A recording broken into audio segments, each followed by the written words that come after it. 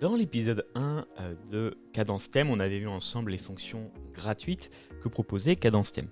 Aujourd'hui, j'aimerais qu'on parle un petit peu de fonctions un peu plus avancées, et notamment une que j'utilise. Donc, je vais vous montrer un cas, un cas concret de ce que je fais moi avec Cadence Thème et de cette fonctionnalité en particulier. C'est un petit peu plus, je vous préviens tout de suite, un petit peu plus complexe à comprendre. Donc, on va vraiment rester sur une démonstration, on va pas aller dans les détails, mais juste vous puissiez voir un petit peu à quoi ça sert. Je trouvais ça intéressant de vous montrer. Alors, voici le site que nous allons, qui est mon site principal sur WordPress, que nous allons analyser. Et juste une petite chose, je voulais quand même vous montrer auparavant la fonctionnalité en question si je vais dans Premium. Donc jusqu'ici, on avait utilisé les versions gratuites, hein, vous vous souvenez, mais si je clique sur Premium, voilà les différentes fonctionnalités. Donc, vous l'avez vu dans la vidéo précédente, on a en effet vu qu'on pouvait avoir un builder, donc un constructeur de, j'ai pas envie de dire thème, mais un constructeur en fait, en passant par personnaliser, de header et de footer. Et donc ce qu'on va avoir en plus avec la version payante, c'est des petites choses complémentaires. Par exemple, vous voyez ici la possibilité d'ajouter des boutons. Donc on le voit d'ailleurs là sur l'exemple ici, hein, dans le header, en effet, j'ai eu la possibilité de rajouter ce petit bouton, ce qui est toujours assez pratique pour ajouter des boutons à son menu. Voilà, on a des petites fonctions en plus. C'est pas ça qui est fou. D'ailleurs, il n'y en a que 20, vous voyez. Bon, c'est bien, mais c'est pas ça qui est fou. Ce qui est fou, c'est ça, c'est Occult Element. Juste, je vous montre un petit peu, parce que ça ressemble un peu à un article que j'avais fait sur Astra avec la fonction Astra Layout. Parce qu'il faut quand même savoir un truc, c'est que vous avez, voilà, fonction Astra Layout de Astra Theme, j'avais fait un article complet sur ça, ça va vous aider à comprendre un petit peu. En fait, ce qu'il faut comprendre, c'est que c'est des thèmes assez proches, hein, que ce soit Astra Layout ou Cadence Theme, ils ont plus ou moins les mêmes fonctionnalités. Alors, dans cet article, je m'étais un petit peu embêté, on va dire, à faire cette infographie qui vous listait en fait ce que c'est qu'un hook. Un hook, c'est un endroit où vous allez pouvoir insérer un contenu autre que celui de votre thème, que celui de la page en question, hein. C'est un crochet, c'est un moyen d'aller prendre, d'aller targeter, donc d'aller cibler un endroit précis de votre thème pour ajouter quelque chose. Donc, encore une fois, vous inquiétez pas, bientôt, je vais vous expliquer exactement concrètement ce que ça veut dire. Mais déjà ici, on voit les différents endroits sur un thème classique, avec Astra, en tout cas, où je peux aller crocheter, donc aller ajouter du contenu. Donc, je vois que j'ai en effet divers endroits. Donc, c'est assez intéressant. Alors, justement, je vais vous montrer en quoi, dans le cas concret, c'est là où... Hop. Alors, attendez, juste, je reviens en arrière. Voilà, hop. J'ai pas mis la photo sous forme d'affichage, mais c'est pas grave, de Lightbox. Alors, concrètement, moi, ce que j'ai envie de vous montrer, c'est le fait que, vous voyez, sur ma sidebar, moi j'ai utilisé, pas avec Astra bien sûr, mais avec Cadence, sur ma sidebar, j'ai ici un bloc. Ce bloc ne vient pas du thème, mais vient d'un webhook, pardon, pas d'un webhook, tout simplement d'un shortcode. Voilà, je vais y arriver. Et j'ai également la même chose ici, donc en haut de page archive, j'ai un crochet. Alors, vous pourriez me dire, ouais, mais attends, Vincent, t'es bien gentil, tu nous montres comment on fait des pages archives avec Elementor. Pourquoi t'as pas fait avec Elementor? Alors, il y a plusieurs raisons à ça. Un, c'est que j'aime bien le thème qui est proposé, donc la façon de présenter les pages archives et même les articles, si je vais dans un article, j'aime bien la façon claire, simple du thème, de Cadence Thème. Donc j'ai décidé de moins mettre d'Elementor entre guillemets sur ce site-là. Et l'autre raison, c'est que c'est un petit peu plus rapide. Et donc pouvoir aller comme ça modifier son thème sur des endroits très précis, ça évite aussi, c'est un autre avantage, d'avoir à faire 36 000 thèmes. C'est-à-dire que mon hook, pour diverses raisons, je vais pouvoir lui demander, avec pas mal de conditions, à ce que, par exemple, il va afficher quelque chose sur la charte graphique alors que je suis sur personnaliser mon thème. Donc ça va être contextualisé par rapport à la catégorie sur laquelle on se trouve. Donc c'est toute la puissance de ce système, je vous montre un petit peu après comment ça fonctionne. Mais donc l'idée c'est quoi? C'est d'avoir à éviter à créer 36 000 thèmes avec Elementor, bien que ce soit possible d'aller cibler et de créer vraiment, là comme on le veut avec Elementor, très très loin la configuration si je souhaitais mettre un texte différent, une mise en page différente. Ça avec Elementor c'est possible et ça l'est pas avec Astra Layout ou avec Cadence Theme. Par contre, ce qui est possible, c'est d'ajouter un contenu ciblé sur une catégorie. Ça, c'est complètement possible et c'est ce que je voulais. Donc c'est pour ça que je n'ai pas utilisé Elementor, mais plutôt Cadence Theme. Et donc, là, par exemple, c'est le cas concret. Je mets un appel à l'action qui est en rapport avec la charte graphique parce que je suis sur le thème personnalisé, du coup, mon thème, enfin la catégorie. Si je vais sur créer mon site web, ça va être autre chose. Et du coup, tout ça, je vous montre à l'instant comment je vais faire avec Cadence Theme. Donc voilà, déjà maintenant qu'on a parlé un petit peu de l'utilité, voyons voir cela. Alors, pour ça, je vais aller tout d'abord dans, bien sûr, mon tableau de bord. Voilà, tableau de bord. Et ça va se jouer dans apparence et éléments de Cadence Theme. Vous voyez, c'est un sous, donc c'est bien sûr là, on est d'accord avec la version pro. Donc, j'ai créé pas tant d'éléments que ça, mais j'en ai créé un petit peu quand même.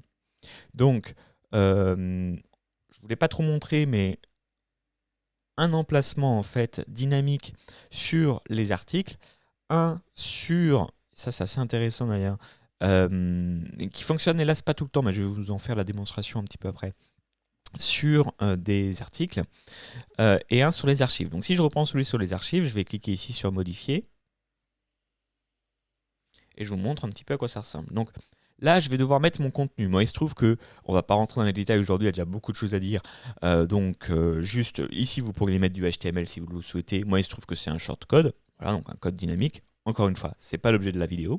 Ce qui est important, c'est ici. C'est ce que permet, en fait, donc sur la droite, je vous montre ici, ce que permet de faire notre ami Cadence Theme. Déjà, il va me permettre de sélectionner un emplacement. Comme pour Astra Layout, vous voyez que j'ai du choix. Beaucoup de choix. Il y a des choix qui sont un petit peu différents de ceux qui sont proposés par Astra Layout et qui sont pas mal, notamment celui qui permet d'afficher à l'intérieur d'un contenu, au bout du premier paragraphe, du second, du troisième.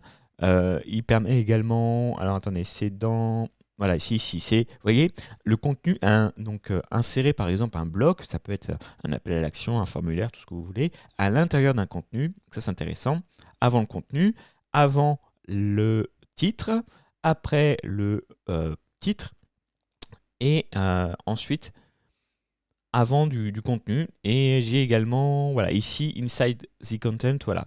J'ai avant le premier paragraphe, avant le deuxième paragraphe, voilà. Donc, j'ai beaucoup d'options pour pouvoir placer, en fait, un petit peu, je le souhaite, mon histoire. Donc ça, c'est l'endroit où je vais placer mon bloc.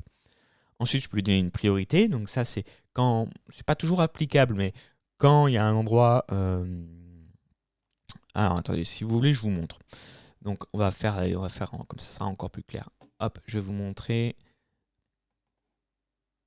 Comme ça, vous verrez en live. Donc, je retourne ici sur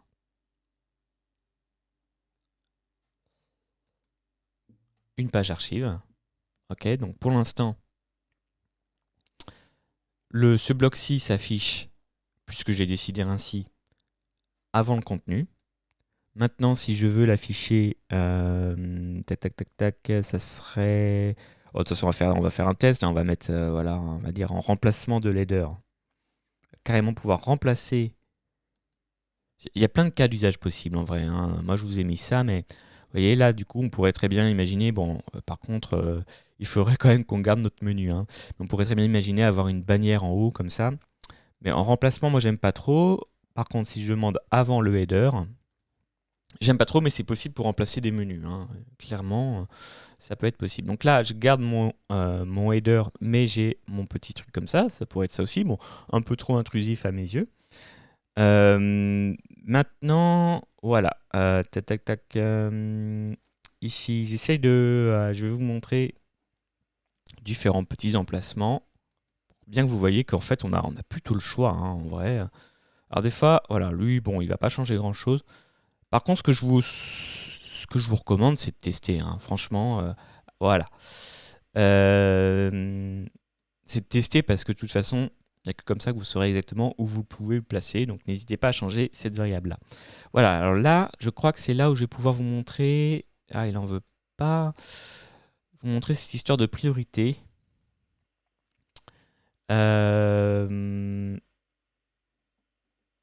Alors, ça serait peut-être pas... Ouais, non, à mon avis, c'est pas là. Voilà, on va essayer sur un autre article. Donc, des fois, la priorité, ça marche, ou des fois, ça marche pas. Voilà, tout simplement. C'est pas forcément un paramètre que vous allez pouvoir appliquer partout. Alors, si j'essaye, on va voir.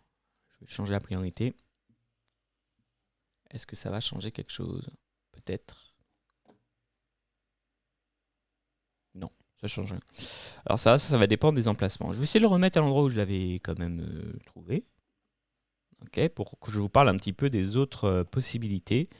Donc hop, qui sont offertes par ce plugin. Donc sur les emplacements, on en a pas mal. Franchement, je vous inviterai à les tester. Vous avez de quoi faire, hein, en gros. Par contre, réglage de l'affichage. Donc là, c'est là où je vais pouvoir dire où est-ce que je veux que ces templates s'appliquent. Donc moi, j'ai dit sur toutes mes catégories. Je pourrais, si je le voulais, aller, et c'est là où c'est très puissant, dire que c'est sur une catégorie ou sur une autre. Là, il se trouve que je ne le fais pas parce que c'est contenu dans mon shortcode, cette information, donc je ne voulais pas complexifier pour rien. Ça me permet d'avoir un seul template, mais en vrai, vous pourriez très bien dire que je veux que, par exemple, ce bloc ne s'affiche que sur les catégories que j'ai décidées. Plutôt cool. Ensuite, je peux exclure également en disant, ben voilà, je ne veux pas que ça s'affiche sur telle page, par exemple. Ici, vous avez l'option de dire, si c'est, on va le mettre visible pour tous les utilisateurs, ou alors juste pour les personnes qui sont loguées ou pas loguées, ou avec un rôle spécifique. Vous voyez que j'ai quand même pas mal de choix. On peut décider de l'afficher que sur mobile ou desktop. Et enfin, je peux, même si je le souhaite, définir une date d'expiration. Donc j'ai quand même pas mal d'options, comme vous pouvez le voir.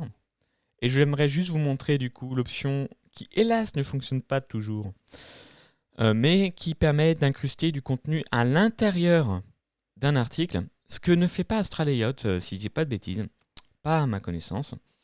Donc, alors, je vous dis, ça marche pas sur sur tous mes articles, mais parfois ça va le faire. Donc, on va voir. Est-ce que là, ça me l'affiche ici? Non. Si, voilà, ça me le fait bien. Vous voyez, là, il me l'a mis juste avant le deuxième ou premier titre, je ne sais plus ce que j'avais dit. Mais ça, c'est très très pratique du coup. Donc voilà, moi, c'est comme ça que j'utilise. C'est vraiment en mode assistant de gestion publicitaire. Grosso modo, j'ai des emplacements à mettre sur mon site et j'utilise les fonctions hook pour pouvoir changer dynamiquement les endroits, pour pouvoir faire une promotion ciblée à un endroit, pour pouvoir avoir le bon contenu, la bonne publicité par rapport aux bons besoins. Donc c'est super puissant. Ça me permet de changer mon site vraiment de façon très très précise à un endroit en particulier avec un ciblage précis. Donc ça, c'est vraiment une option. Maintenant, vous en avez plein d'autres. Vous pouvez utiliser ça pour faire d'autres choses. Je pense que, vu qu'on est sur un blog qui parle de marketing et que du coup c'est le cas ici, un cas d'usage, je voulais vous montrer ça et je voulais vous montrer en quoi ça peut être utile. Maintenant, juste petite chose, on en a pas parlé, donc là on va en profiter. Allons quand même voir les prix de cette option là. Comme je vous disais, il reste très très puissant et il est plutôt bien, même en gratuit, il y a beaucoup d'options. Mais quand même, voyons voir le prix. Donc c'est 56$ en ce moment, il y a une promotion, ça sera peut-être 69 alors vous regarderez cette vidéo. Donc pour une licence, d'accord. Juste pour Cadence Theme Pro, attention, ne confondez pas encore une fois. Là, je vous parle que de Cadence Theme Pro. Il propose plein d'autres choses, mais ce n'est pas l'objet de cette leçon. Et moi, j'ai pas testé les Cadence Pro, enfin les blocs qu'il propose ou les Woo Extra, des choses comme ça. J'ai pas testé. J'ai vraiment testé que des Cadence Theme qui me suffit largement. Maintenant, ce qui est intéressant, c'est que si jamais vous voulez tout tester, vous avez une zone membre. Enfin, vous avez la possibilité de vous abonner avec un petit bonus, j'imagine, sur le prix.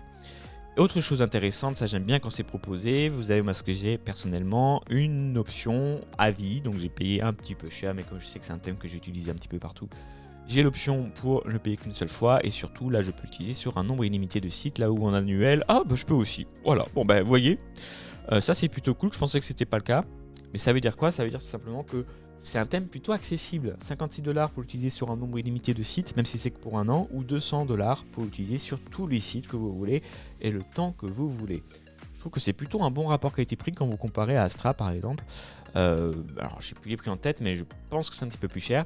Il faut dire aussi que c'est le début, c'est pour ça, il vient de sortir, donc si jamais vous êtes séduit par les vidéos que j'ai faites à ce sujet, sur ce thème, n'hésitez pas, peut-être que les prix augmenteront après. J'ai pas de lien affilié chez eux, voilà, c'est juste un petit coup de cœur, donc je voulais vous le partager. Allez, à très vite, et si vous avez d'autres questions sur Cadence Thème, n'hésitez pas à le mettre en commentaire, j'essaierai de vous faire une petite vidéo ajout si vous avez envie de voir d'autres fonctionnalités, et voilà, si le tour ne vous a pas comblé, j'ai vraiment essayé de vous montrer le principal, à savoir pour moi le constructeur de header et de footer, et cette option qui je trouve est plutôt cool.